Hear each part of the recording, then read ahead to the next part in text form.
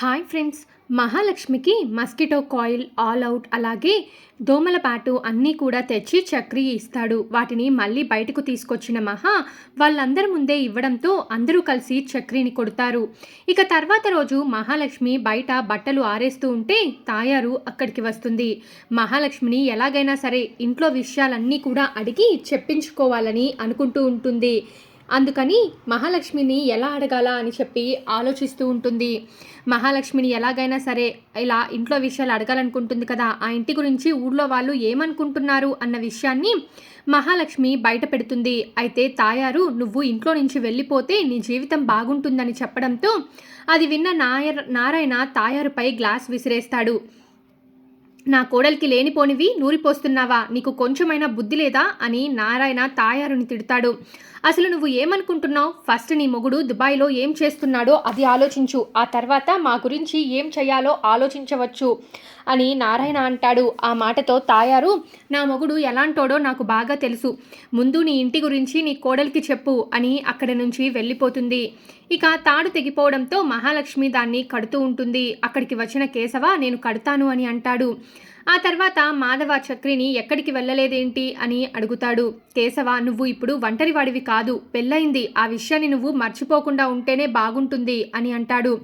నాకు ఆ విషయం తెలుసు, కానీ ఇప్పుడు నువ్వు నా గురించి ఏమీ అనొద్దు అని అనగానే నువ్వెందుకు ఇప్పుడు డ్రైవర్గా పోలేదురా అని మాధవ అడుగుతాడు చక్రిని. ఏంట్రా, ఉద్యోగం పోయిందా? ఎందుకురా, ఏం చేసావు మళ్ళీ అని మాధవ అయితే అడుగుతాడు. నేనేమీ చేయలేదన్నయ్య, ఆ అమ్మాయి వాళ్ళ అన్నయ్య ఆ కారేశ్వర్కి వార్నింగ్ ఇచ్చాడట. అతనికి కేవలం యాక్సిడెంట్ చేసి బిల్లులు పెట్టే వాళ్ళు మాత్రమే కావాలట, నాలాగా జాబ్ చేసే వాళ్ళు అవసరం లేదట. పోనీలే అన్నయ్య, ఇది కాకపోతే ఇంకొకటి వస్తుంది అని చక్రి అంటాడు. ఇప్పుడంటే నువ్వు ఖాళీగా ఉన్నా అన్నయ్య విచ్చేవాడు, కానీ ఇప్పుడు నీ జీవితంలో ఒక అమ్మాయి ఉంది, ఆ సంగతి నువ్వు మర్చిపోతున్నావేమో అని కేశవ అంటాడు. నీ రిసెప్షన్కి ఎంత ఖర్చయిందో తెలుసా? అలాంటిది ఇప్పుడు నువ్వు జాబ్ మానేసి ఇంట్లో కూర్చుంటే అది ఎలా తీరుతుంది, ఆలోచించావా అని కేశవ అంటాడు. నా రిసెప్షన్ నేను చెయ్యమని అడగలేదు కదా, మరి ఎందుకు చేశారు అని చక్రి కేశవతో గొడవకి దిగుతాడు. ఇద్దరూ కలిసి ఇంట్లోని వస్తువులను విసురుకుంటూ బాగా గొడవ పడుతూ ఉంటారు. మహాలక్ష్మి వస్తుందని తెలుసుకున్న వాళ్ళు సరదాగా మాట్లాడుకుంటున్నట్లు నటిస్తూ ఉంటాడు. ఇక తర్వాత నేను కర్ణతో బయటికి వెళ్ళాలనుకుంటున్నాను అని చక్రితో అంటుంది మహా. కన్నాని తీసుకొని బయటికి వెళ్ళి కన్నా సిమ్ కావాలని అడుగుతుంది. అక్కడ ఐడి ప్రూఫ్ అడగగానే నా దగ్గర లేవు అని అంటుంది. అయితే కన్నా నా దగ్గర ఉన్నాయి, నా ప్రూఫ్తో సిమ్ తీసుకోండి అని అంటాడు. ఆ తర్వాత ఇద్దరూ కలిసి ఇంటికి రాగానే అప్పుడే నారాయణ అక్కడ తినేసి వంటగది మొత్తం చండాలంగా తయారు చేసి వెళ్తాడు.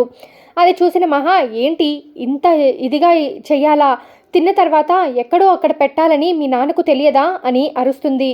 మా నాన్న గురించి తెలిసిందే కదా వదినా, అందుకే మేమెవరము పట్టించుకోము, నేను సరిదిద్దుతానులే అని కన్నా అనగానే నేను కూడా నీకు సాయం చేస్తాను అని మహా అంటుంది. సిమ్ యాక్టివేట్ అయినట్లు మెసేజ్ రావడంతో మహాలక్ష్మి చాలా సంతోషంగా ఫీల్ అవుతుంది. వెంటనే వాళ్ళ నాన్నకి ఫోన్ చేస్తే వాళ్ళ నాన్న, నా కూతురు ఒకప్పుడు ఉండేదమ్మా, ఇప్పుడు లేదు, ఆమె చచ్చిపోయింది అని చెప్పగానే మహాలక్ష్మి కన్నీళ్లు పెట్టుకుంటుంది. అయితే ఇంట్లోని వాళ్ళందరూ కూడా మహాలక్ష్మికి ఏ కష్టం వచ్చి ఫోన్ చేసిందో అర్థం చేసుకోరా అని ప్రతాప్ని ఎంతగా బ్రతిమిలాడినా సరే అతను మాత్రం ఇక చాలు ఆపండి అని కోపంగా అంటాడు. మహా తన వాళ్ళు అన్న విషయాన్ని ఆలోచిస్తూ బాధపడుతూ ఏడుస్తూ ఉంటుంది. చక్రి మహా దగ్గరికి వచ్చి ఏమైందో అని అడుగుతాడు. ఆ విషయం చెప్పి తను చాలా ఫీల్ అవుతుంది. ఇలా మా నాన్నకి కాల్ చేశాను, మా నాన్న నా గురించి చాలా బాధ కలిగించేలా మాట్లాడాడు. ఒకప్పుడు నా కూతురు ఉండేదమ్మా, ఇప్పుడు లేదు, చచ్చిపోయింది అని చెప్పడంతో నా మనసు చాలా బాధపడుతుంది, ఏం చేయాలో నాకు అర్థం కావడం లేదు అని చెప్పి తన బాధనంతా కూడా చక్రికి చెప్తూ ఉంటుంది. ఇక చక్రి ఏం చేయాలో అర్థం కాక, అయ్యో మహాలక్ష్మి గారు బాగా బాధపడుతున్నట్టున్నారు, ఏదో ఒకటి చేసి ఆమెను సంతోషపరచాలి అని అనుకుంటాడు.